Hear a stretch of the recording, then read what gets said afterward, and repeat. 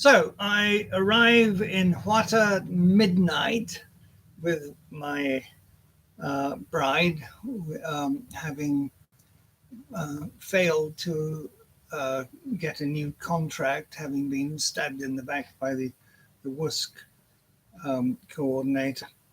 Um, Bit of a scary situation, and here we are, as I say, at midnight in rural Zimbabwe, down uh, at the bottom of the Zambezi Valley. There was a sense of order, of ritual and hospitality that was both formal and welcoming. Even though it was close to midnight when we appeared, Amai Livison, who was less than 5 feet tall, roused the entire family from the mats outside the huts, where everyone slept on nights when the rain did not fall. Her firstborn was not available to do the honors, so it fell to the youngest son to kill and hand over the rooster, who had been lording it over his brood for the past 5 years. Tendai's eldest sister, Kumbirai, was then charged with preparing the food, and her little sister, sleepy-eyed and confused by the unexpected interruption to their well-earned night's slumber, found pots, fetched water, and plucked the bird. Tea was being prepared on the fire, set amongst 3 stones in the middle of the compound as Tendai and I were ushered into the largest of the 3 huts. The floor was cool and highly polished, and there was a fire pit in the center of the space. Around the outside of the wall was a bench made of bricks, cement, and polished dung, and at the far end, opposite the doorway, was a mantel that reached to the top of the wall, made out of the same materials. This ornate structure held an array of pots, utensils, plates, large tin cans, and even a few colorful trinkets. I was still numb from the showdown at the ministry when I arrived at the Mbari market and bus terminus. I had spent the entire 5-hour journey to the village imagining hiring a lawyer to go after the evil civil coordinator, so I had not really given much thought to the position I now found myself in. I had never met Tendai's family before, and now we were throwing ourselves at their mercy. Would they accept me? We were soon all seated on the benches inside the hut, and the tea was quickly served, uh, arriving in scalding enamel mugs. I was welcomed formally into Sakuru's compound. In some ways, it felt like being transported back to England and the starchy aunties who had been raised with the epithet, children should be seen and not heard. Sakuru means grandfather, and Amai Livison, um, uh, uh, the mother, when she has a child, takes on the name of her firstborn. So Amai Livison is Sakuru's wife and Tendai's um, mother. I was familiar with the cupped hand clap, the touching of the right elbow with the left hand as one shook hands with an elder, and the etiquette of not looking directly into the eyes of the person to whom one was speaking. It brought to mind the terms peasant farmer and the white man's burden, and how the white people were civilizing the poor uneducated blacks. Certainly, here was a culture that was both highly civilized and had a long and carefully evolved gestation. Who here is the uneducated barbarian? I asked myself as I glanced around the shadow-filled hut.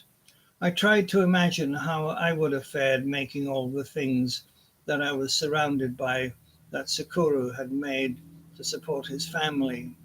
Even the tools that I was able to observe that had been made by hand. Clearly, my father-in-law, Vash Tijara, had exceptionally skillful hands. Tendai greeted her parents and came round to introducing me, while I sat there utterly incapable of following the proceedings. Shamefully, I had learned almost no Shona in the past 3 years that I had lived in the country.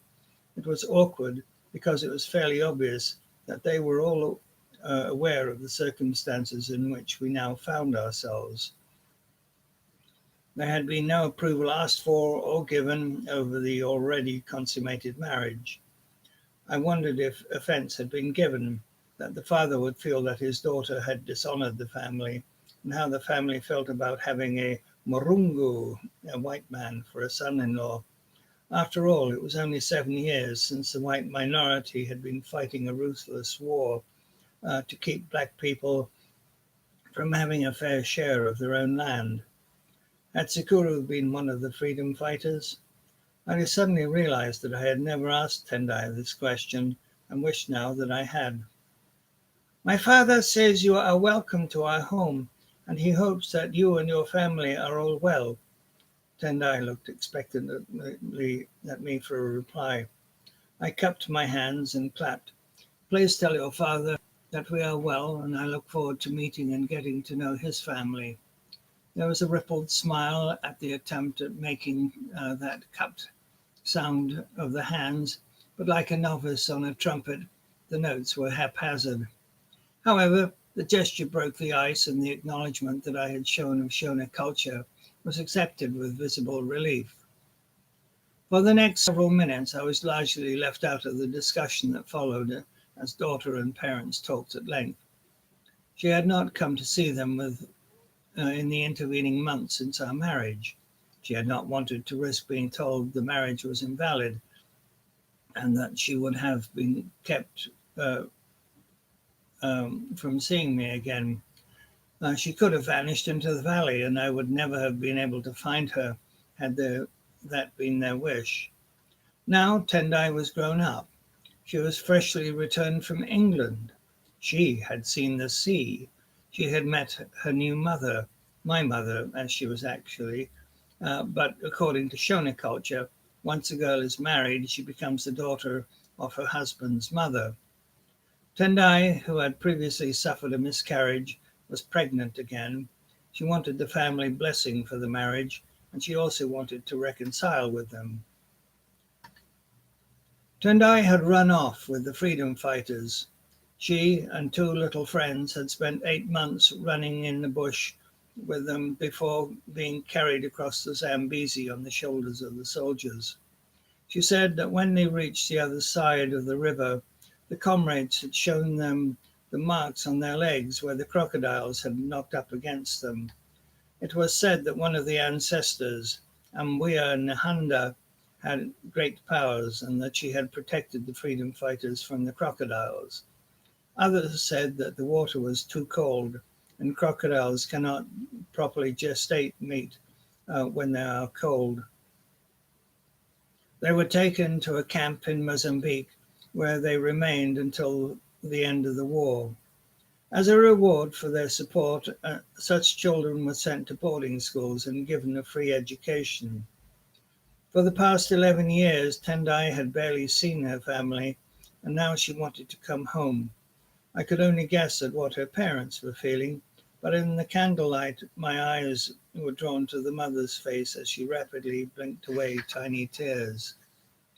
The discussion had nothing to do with the marriage that night. With a jerk of my head, I realized that I had dozed off. I was exhausted and wanted desperately to go to sleep. Go. It was Kumbirai asking to come in. She announced that food was ready, and everyone rose and followed her out to the fire. Mats had been moved and placed around the fire, and plated sadza and chicken were handed out to everyone. With a grand flourish, I was given the drumstick. I bit into it enthusiastically, or at least I tried to. My teeth bounced off the hide of the old rooster, who clearly was not going down without a fight. It was a beautiful moonlit night. The air was warm and scented, and as I relaxed, I began to hear the sounds of cattle rustling in the nearby kraal, the barking of distant dogs, and the ever-present sound of drums celebrating life or death in someone else's village. I spent the night on the mat with the boys, one side of me sweating from contact with the warm little body of John, my 10-year-old brother-in-law, and on the other side chilled from having been on the outside of the row, and also outside most of the blankets. When the sun rose, I rolled onto the dirt and into an upright position.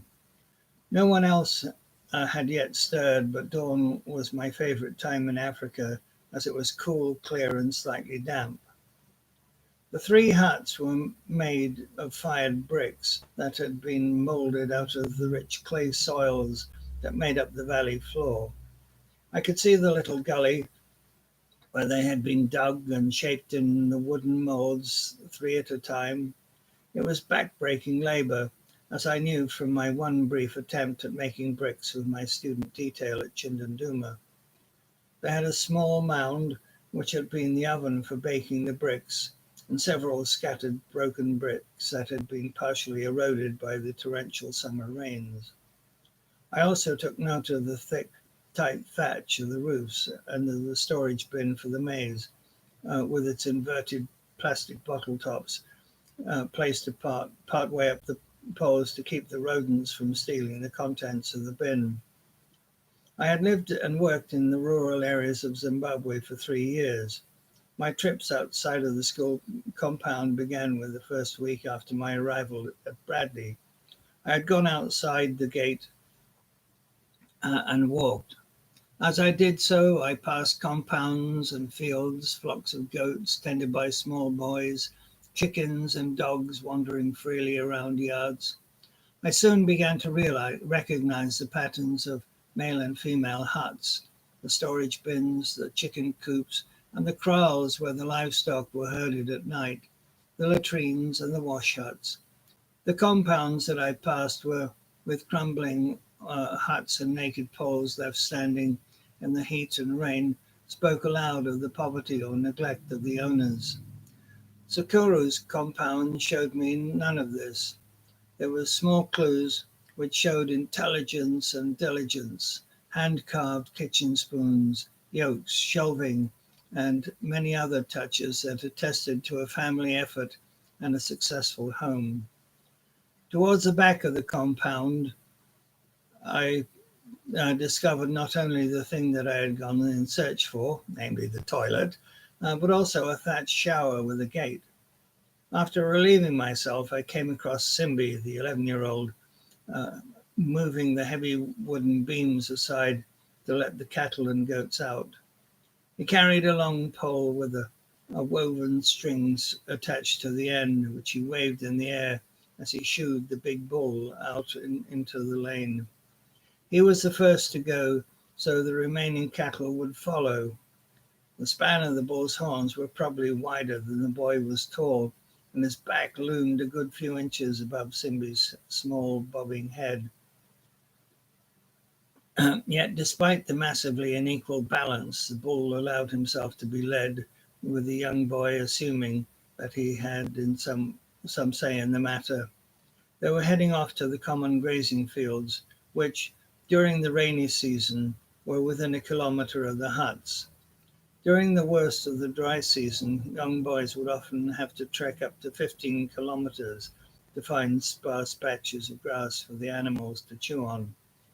"Good morning. How did you sleep?" I asked in my rusty Shona. "Good morning. I slept well, if you slept well," replied Simbi. "I slept well, too, thank you." We slapped hands, and Simbi grinned shyly at the white man. He had an important mission to accomplish that day.